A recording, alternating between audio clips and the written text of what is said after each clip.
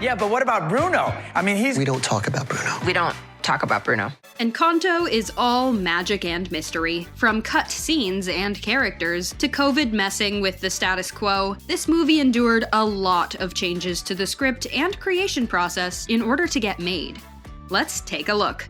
Let's dig a little deeper into what makes the music of Encanto sing. A trope as old as time.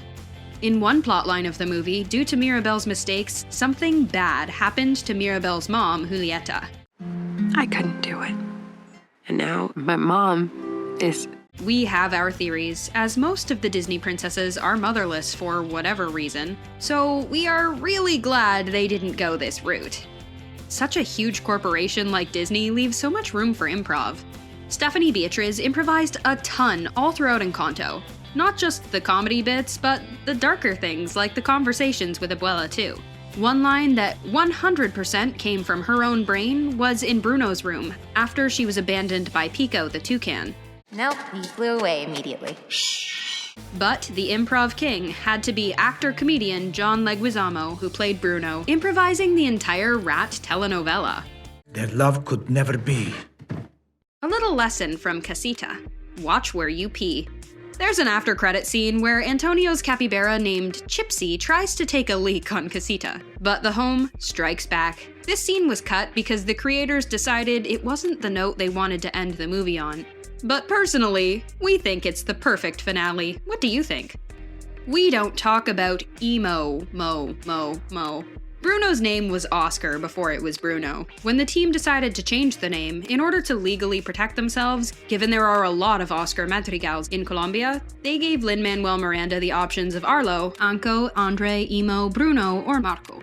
He picked Bruno and rolled with it, and came up with the opening of We Don't Talk About Bruno almost instantly. We Don't Talk About Emo just doesn't hit the same way.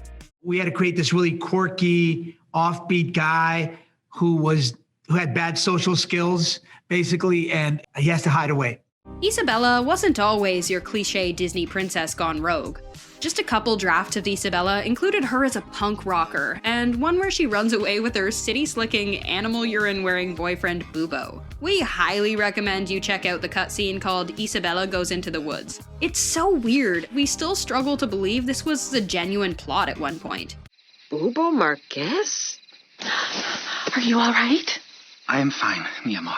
Isabela could even bring vegetables to life like Elsa and Olaf at one point. Specifically potato people, we aren't sure if it was all vegetables. So there was a little family of potato people living with her. Between Bubo and potatoes, we're a little surprised her character's journey became what it did. Is our only chance to be free. We could use a whole other song about all of the cut characters. So many characters were cut or changed drastically from one draft to the next. A cut character named Zoe could communicate with machines. There were two twins who gave off the auras of compulsion and repulsion. There was originally a moody fire character named Fuega, which we can see being the inspiration for Peppa. Peppa's power was changed from indestructible to weather controlling because she was too similar to Luisa. And controlling the weather used to be Julieta's power. In an earlier draft, the default skin Camilo's hanging around in wasn't actually his true form. So when the magic died, he lost his power and nobody recognized him, which is super sad. This was eventually cut because it took too much attention off of Mirabel. Yeah, I did the whole thing. So it's extremely special to me. The show-stopping number got summarized in half the time. The song All of You was originally going to be 7 minutes long. It's already a fantastical song that combines Surface Pressure, What Else Can I Do, and We Don't Talk About Bruno. A very Broadway thing to do. But originally, it also contained more of the villagers, and Abuela offering some clarity on why she did what she did, singing, I was so afraid of losing what we've made, focused on the dark instead of letting in the light. I lost your father far too soon. I couldn't bear to lose you too. The miracle is not some magic we forgot. The miracle is you. Not some gift, just you. We don't need any excuses, Abuela. Kidding. But we feel like her heart-to-heart at the river with Mirabel was enough. This cut is totally understandable. I thought we would have a different life. I thought I would be a different woman. Stephanie Beatriz was waiting on a miracle much larger than Mirabel's. She was over 9 months pregnant when she recorded the song Waiting on a Miracle, and she had the baby just 48 hours later. In the booth, she had to do whatever she had to do to be able to get those high notes out, which generally included putting her hands over her head, and she even did a bunch of squats. What can she say except you're welcome? For her audition, Stephanie Beatriz originally had to sing that fun, catchy tune from Moana, sung by Dwayne "The Rock" Johnson. The best part was that somebody animated it. Let me say, you're welcome. Fight, fight, fight!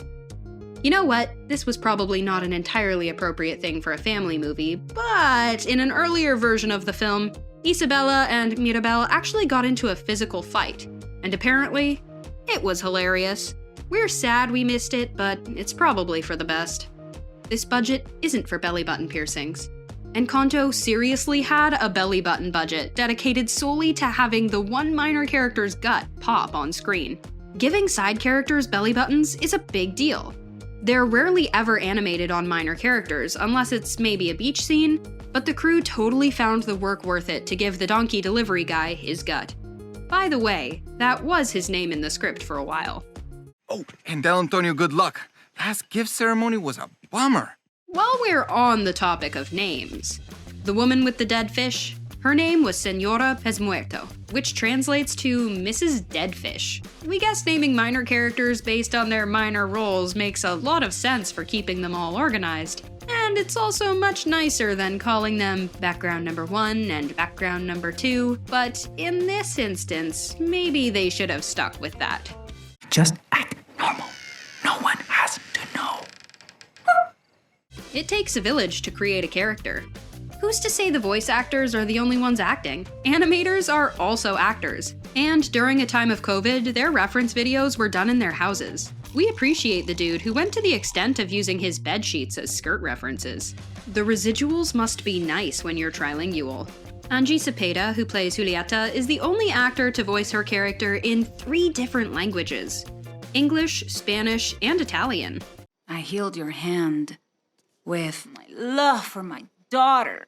The crew was seriously racing against the clock to finish Encanto. They were working on the movie basically up until the moment it had its premiere. They technically wrapped production a month before its release, but they were still making minor adjustments after that. When we think of the best apology songs, we instantly think Taylor Swift, not Lin-Manuel Miranda. Miranda based the song Surface Pressure on his sister. It's his love letter and his apology to her, as she was the eldest sister in the family, and definitely felt some of that pressure. Miranda's mouth clicks he recorded for the scratch track made it into Surface Pressure too. It's such a simple and nice little touch. Reggaeton song called Surface Pressure, and it was about how she's very cool on the surface and there's nothing she can handle. Turns out the Madrigal Casita is full of secrets. It took some work for the team to come up with what they wanted Luisa's room to look like. They had a dull stone room to represent her strength, which ended up lending itself to Bruno's room. And it was set on a beach at one point. But the best idea was that she had a secret room inside of her room that was an amusement park to de-stress a bit. We kind of feel bad for Mirabel though, who didn't even get a single magic room, let alone 2. What? No! Hold on! While it's cool to know you can do voice acting from home, the cast all had to record in their homes. While they got most of the characters sounding the same, we're pretty sure we caught a couple lines where Isabela sounds like she's in a different room. If you weren't always trying too hard, you wouldn't be in the way. Actually, Isa. Did you hear it, or are we paranoid? Now that we think about it, she could have just been leaning into the mic. Before COVID, whenever possible, voice actors would do ensemble recordings in an actual studio. Most of them didn't even meet until the first screening. How crazy is that? See myself be a part of something so monumental, just an incredible feeling, you know. Reverse Psychola choreography. Choreography is usually done after the scene layout is complete. Since the choreographer was brought in before the layout's completion, it meant the dancers had more influence over the shots of the film. Because the method was so successful, we wonder if the industry will follow in Encanto's footsteps from now on. Disney comes with all the perks. Stephanie Beatriz worked with vocal coach Eric Vitro. He's incredible. He's really, really gifted. He's been the coach to Ariana Grande, Camila Cabello, and Shawn Mendes, to name a few. Encanto will forevermore hold a special place in our hearts. It's by far one of Disney's best films in a long time. And if you believe in magic, believe in this. 2 years before Stephanie Beatriz was even hired to voice the role, Mirabel's name was Beatriz. Is that not fate or what? Are there any other movie-making secrets we should have included in the video? Let us know in the comments, and thanks for joining us here at The Things.